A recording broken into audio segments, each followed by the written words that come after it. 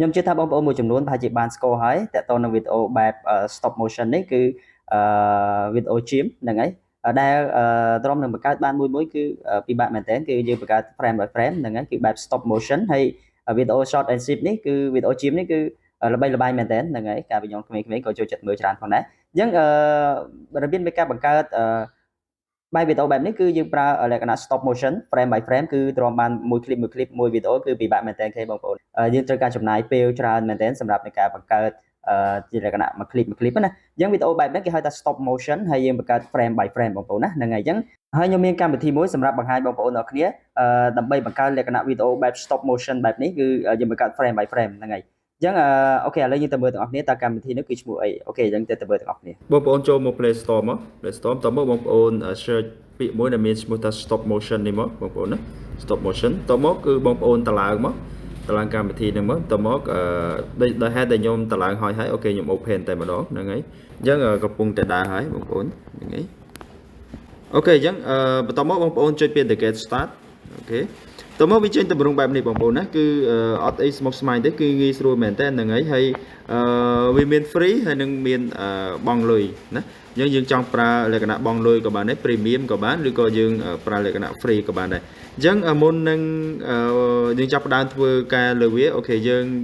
មើលគំរូគេសិនហ្នឹងហើយយើងមានគំរូនេះបងប្អូនហ្នឹងហើយគេឲ្យមើលគំរូរបៀបនៃការប្រើប្រាស់របៀបនៃការធ្វើវាហ្នឹងអញ្ចឹងយើងចុចមើលវីដេអូតិចសិនមកហ្នឹងហើយអូខេអញ្ចឹងបងប្អូនឃើញឡើងនេះឃើញគេលក្ខណៈតែ frame by frame ឃើញ combine ចូលគ្នានេះអញ្ចឹងជារូបភាពមួយស្លឹកទេណាបងប្អូនណាអានេះគេហៅថា frame by frame ហ្នឹងហើយគេ frame ហ្នឹងហើយគឺគេធ្វើបែបហ្នឹងបងប្អូនឃើញទេនេះគេធ្វើបែបហ្នឹងអញ្ចឹងនេះគឺជាគេហៅថាវីដេអូបែប stop motion frame by frame អញ្ចឹងយើង play តិចមកបងប្អូនណានេះហ្នឹងអូខេយើង play តិចមកអូខេឃើញទេបងប្អូននេះឃើញទម្រង់បែបហ្នឹងឃើញទេហ្នឹងហើយត្រីមកទៀតហ្នឹងហើយអូខេនេះគឺជាលក្ខណៈ frame by frame stop motion អូខេ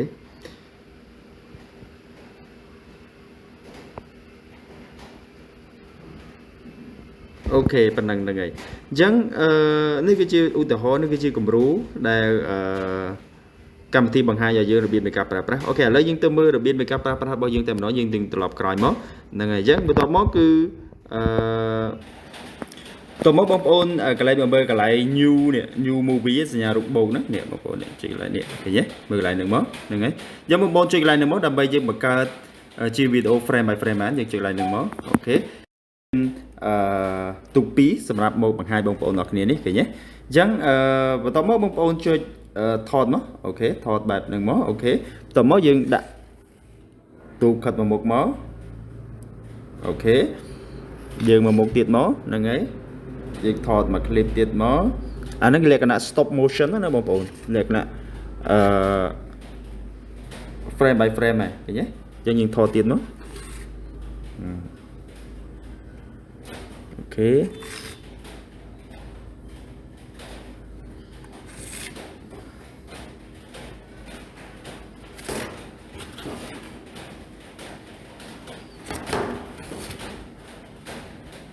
អូខេបងប្អូនរួចរាល់អូខេឥឡូវយើងទៅមើលទាំងអស់គ្នាហ្នឹងហើយយើងក្លឹបក្រោយមកអូខេតើមកយើង play វាមកបងប្អូនឃើញទេបងប្អូនឃើញទេបែបហ្នឹងបងប្អូននេះលក្ខណៈថាបង្កើតវីដេអូបែប stop motion frame by frame អូខេអញ្ចឹងបងប្អូនអាចកំណត់នៅចូល live setting មកបងប្អូនចូល setting ដើម្បីកំណត់ frame វាបានហ្នឹងហើយកំណត់ frame ល្បឿននេះយើងចង់បានយឺតឬក៏លឿនអូខេអាស្រ័យទៅលើបងប្អូនទាំងអស់គ្នាយើងនេះមកឃើញបងប្អូនឃើញយឺតទេមិនលឿនឃើញយើងកំណត់ frame វាមកគឺយឺតនេះគឺជាវីដេអូបែបបង្កើតបែប stop motion បែប frame by frame ហ្នឹងហើយអញ្ចឹងយើងចង់ render ចេញគឺបងប្អូនអាចចូលកន្លែង setting នេះបន្ទាប់មកបងប្អូនចូលកន្លែង 4K នេះមកអញ្ចឹងយើង render ចេញគឺលក្ខណៈថា full HD ហ្នឹងហើយជា HD ណាយើងអាចជា 4K អីបានទេដោយសារតែទាមទារឲ្យយើងបង់លុយហ្នឹងហើយអូខេអញ្ចឹងការបង្កើតវីដេអូបែប stop motion គឺជាការស្រេចតែប៉ុណ្្នឹងទេហើយយើងអាចយល់ដឹងបន្ថែមទាក់ទងនឹងកម្មវិធីបែប stop motion នេះហើយអ្វីដែលខ្ញុំចង់បង្ហាញនេះគឺខ្ញុំចង់ឲ្យបងប្អូនដៃថ្មីឬក៏បងប្អូនមួយចំនួនគឺអាចនឹងមានគំនិតក្នុងការបង្កើតវីដេអូដោយខ្លួនឯងនឹងឲ្យបែប stop motion ហ្នឹងងាយស្រួលដើម្បីបង្ហោះចូលនៅក្នុង YouTube ឬក៏ Facebook Page ដើម្បីយើងរកលុយជាមួយហ្នឹងហើយជួនកាលយើងអត់មានឧបករណ៍ នៅការថតអីផ្សេងខាងក្រៅទេយើងបងប្អូនអាចមានកំណត់ច្នៃប្រឌិតបែបវីដេអូ stop motion នេះ frame by frame នេះបាននៅធ្វើនៅផ្ទះឬក៏យើងបន្ទាប់ពីការងារហើយ ការងារ snow យើងហើយយើងអាចធ្វើអីលក្ខណៈថាចំណាយពេល1ម៉ោងអីចឹងទៅសម្រាប់ធ្វើវីដេអូណាហ្នឹងហើយពេលដែលយើងរៀបចំការងារយើងរួចរាល់អស់ហើយបងប្អូនពេលដែលយើងគិតថាវីដេអូរបស់យើងគឺត្រឹមត្រូវហើយអូខេហើយអូខេអញ្ចឹងបងប្អូនត្រឡប់ក្រោយមកត្រឡប់ក្រោយគឺដើម្បីបងប្អូន render ទាំងអស់គ្នា render វីដេអូយើងចេញអញ្ចឹងបងប្អូនចុចឡើងនេះចុចឡើងហ្នឹងមកត្រី3ហ្នឹងតមកបងប្អូនយកពាក្យថា export movie នេះមកហ្នឹងហើយចុចឡើងហ្នឹងមក